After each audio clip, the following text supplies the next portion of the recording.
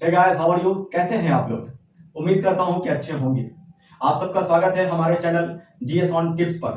साथियों, आज के इस वीडियो में हम लोग नोबेल प्राइज के बारे में ही पढ़ेंगे।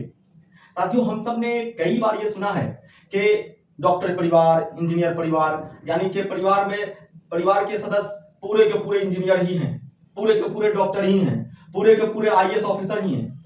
क्या किसी ऐसे परिवार के बारे में सुना है जिसमें सभी सदस्य नोबेल विजेता हूं? तो आज के इस वीडियो में हम लोग उनके बारे में ही पढ़ेंगे जो पूरे के पूरा परिवार ही नोबेल विजेता हो। तो आइए हम लोग देखते हैं। साथियों, उसके लिए हमने जो एक छोटा सा सेंटेंस बनाया है, ट्रिक बनाया है, वो कुछ यूं है।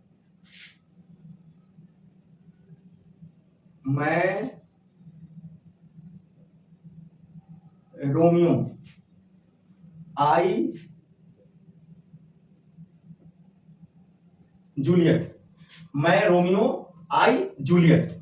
अब इसमें हमें देखना है कि कौन कौन है। जैसे ये एक है, ये दो, ये तीन और ये चार। मैं से पता है आपको कि ये क्या होगा। मैं से madam Curie,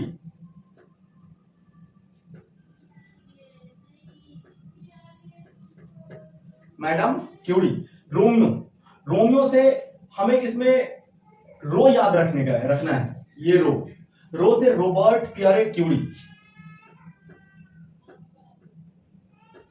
Robert Pierre Curie. Madam Curie और रॉबर्ट पियरे क्यूरी दोनों पति पत्नी हैं। क्या है? पति पत्नी, हस्बैंड एंड वाइफ।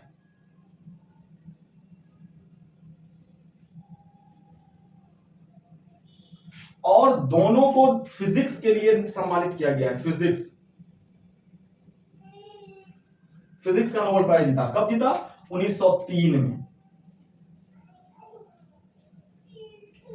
हम देखते हैं कि हमारा हिंदुस्तान, हमारे पहले जो इंडियन नोबेल लॉरेट हैं वो रविन्द्रनाथ टैगोर हैं, जिनको 1913 में नोबेल पुरस्कार मिला उनकी कृति गीतांजलि के लिए। और वो भी तब मिला जब गीतांजलि का इंग्लिश वर्जन में ट्रांसलेशन हुआ और उसका ट्रांसलेशन W.B. इड्स साहब ने किया। W.B. इड्स साहब ने उसको इंग्लिश में ट्रांसलेट किया, तब जाकर वो दुनिया के सामने आया। गीतांजलि जो है अपने रियल फॉर्म में बंगाली में लिखा गया है, लेकिन इंग्लिश में ट्रांसलेट करने के बाद वो पूरी दुनिया के सामने आता है। और फिर 1913 में रविन्द्रनाथ टैगोर साहब को गीतांजलि के लिए साहित्य का, लिटरेचर का नोबेल पुरस्कार मिलता है। लेकिन उससे पहले भी कुछ ऐसे लोग हैं। और रविन्द्रनाथ टैगोर के बारे में बताता चलो कि Rabindranath Tagore was not only Indian but first non European. पहले नॉन यूरोपियन थे जिनको नोबेल पुरस्कार से सम्मानित किया गया। 1913 में मिला, लेकिन 1913 से पहले ये मैडम क्यूरी एकमात्र ऐसी नोबेल लॉरेट हैं जिनको 1903 में और 1908 में, ये 8 साल के गैप में 2 नोबेल पुरस्कार मिल गया, एक फिजिक्स का और दूसरा केमिस्ट्री का, है ना। तो ये पति पत्नी है, मैडम क्यूरी और रॉबर्ट पियरे क्यूरी, जिनको फिजिक्स का नोबेल पुरस्कार मिला। उसके बाद आई से इरेन जूलियट क्यूरी। पहले हम जूलियट से देखते हैं। जूलियट साहब का पूरा नाम हुआ फ्रेडरिक जूलियट। Frederic Joliot. ये फ्रेडरिक जूलियट साहब कौन है? ये फ्रेडरिक जूलियट साहब मैडम क्यूरी और रॉबर्ट पियरे क्यूरी के दामाद हैं, यानी कि इरेन जूलियट क्यूरी के हस्बैंड। इरेन, यहां है लिखा हुआ, इरेन जूलियट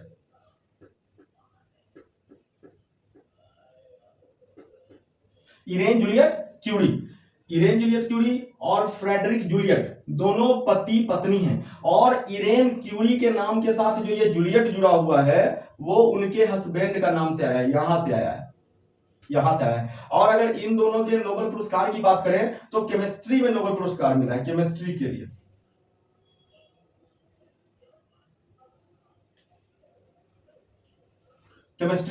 कब मिला? 1935 में मिला। दोनों पति पत्नी हैं।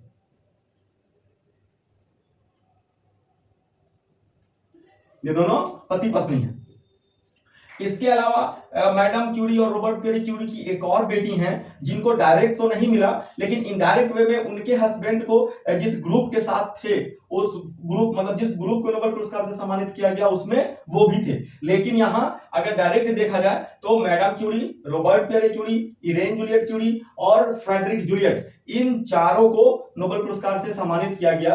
और इन दोनों में एक और खासियत यह है कि अगर हम कपल्स की बात करें, पति पत्नी की बात करें, तो रॉबर्ट पियरे क्यूरी और मैडम क्यूरी ये कपल हैं, पति पत्नी रहते हुए, और सम्मिलित रूप से इनको नोबेल पुरस्कार मिला 1903 में फिजिक्स का। उसी तरह से इरेन जूलियट क्यूरी और फ्रेडरिक जूलियट, इनको भी पति पत्नी के तौर पर रहते हुए 1935 का नोबेल पुरस्कार मिला केमिस्ट्री के लिए।